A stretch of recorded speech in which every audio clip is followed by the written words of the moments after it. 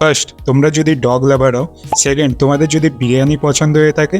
আর third, তোমাদের যদি action movie পছন্দ হয় তাহলে এই মুভিটাকে ট্রাই করতে পারো। এই মুভিতে আমরা স্টোরি দেখতে পারি একটা ছেলে যে কুকুরকে খুব ভালোবাসে, বিশেষ করে রাস্তার কুকুরদের।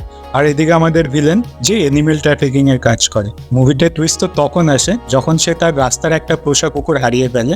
আর সেই কুকুরকে খুঁজতে খুঁজতে সে এমন একটা জায়গাতে পৌঁছে যায় যেখানে তার দেখা একটা লক্কর ভক্কর সাথে হয়, মানে হায়নার সাথে হয়। এখন সে তার কুকুরকে খুঁজে পাবে কি পাবে না, তার কুকুরের সাথে এমন কি হয়েছে, এই সব কিছুর অ্যান্সারের জন্য তোমাদের এই মুভিটা দেখতে হবে।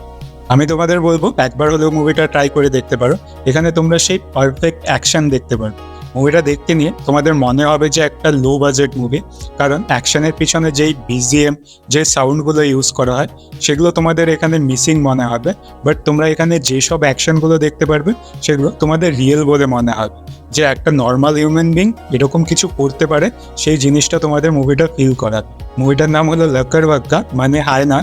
জানি না মুভিটার নাম কুকুর কেন হলো না, কারণ পুরো মুভিটা কুকুরকে নিয়ে বানানো হয়েছে। বাট হ্যাঁ, আমরা এখানে সেই লক্কর ভাক্কারও সিন দেখতে পারি, আর ক্লাইম্যাক্সেও সেই জিনিসটা নিয়ে কিছু দেখানো হয়েছে। আর তোমাদের আমি আগেই বলে দিই, মুভিটা দেখার পরে বাইরে যখনই তোমরা বিরিয়ানি খেতে নিবে তখনই তোমরা বিরিয়ানি খেতে নিয়ে 10 বার ভাববে। সেটা কেন বলছি মুভিটা দেখার পরেই বুঝতে পারবে। আর আমার ভিডিওটিতে লাইক কমেন্ট করে চ্যানেলটাকে সাবস্ক্রাইব করে দিও। আজকের মতো এতটুকুই, টাটা।